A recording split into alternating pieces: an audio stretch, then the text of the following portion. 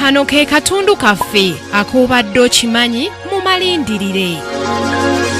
Kaddugala wa America Barack Hussein Obama ng'akyasoma era ng'omuto yenna bw'abeera yanyumirwanga nnyo omuzannyo gw'ensero.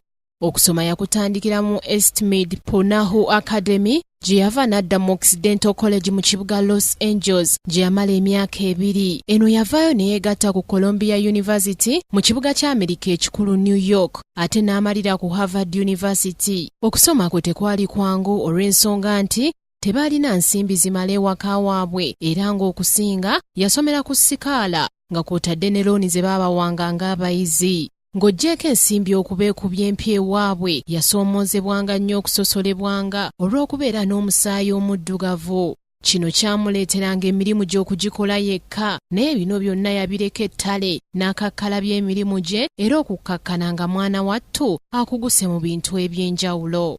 Alina diguli mu byenfuna gye yafuna mu 1962. Alina diguli mu by'obusuubuzi obwa puliida nga kw'otadde n'ebyobufuzi.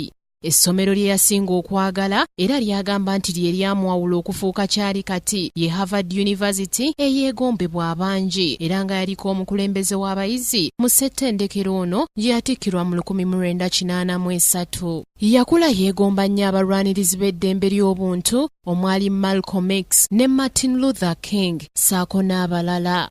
Obuvubuka bwe tebwali bwa mulembe nnyo n'akamu kubanga yakula muyaga nga mu kunywa enjaga akwata kisooka era naye akyogera lunye obanga kye kyamuddugaza n'emimwa nange simanyi. Kitaawe yafiira mu kabenje mu Novemba w'omwaka 1983 ng'ennaku z'omwezi 4 e Nairobi mu Kenya. Era Obama yamuleka wa myaka 21 gyokka. Yatandika obulimu obw'ekivubuka obw'enjawulo obwamufuula obwetutumu mu bantu nga n'olunaku olw'enkya awo we tunaatandikira. Ku Kingdom TV amalindirire, Samali Kisaache.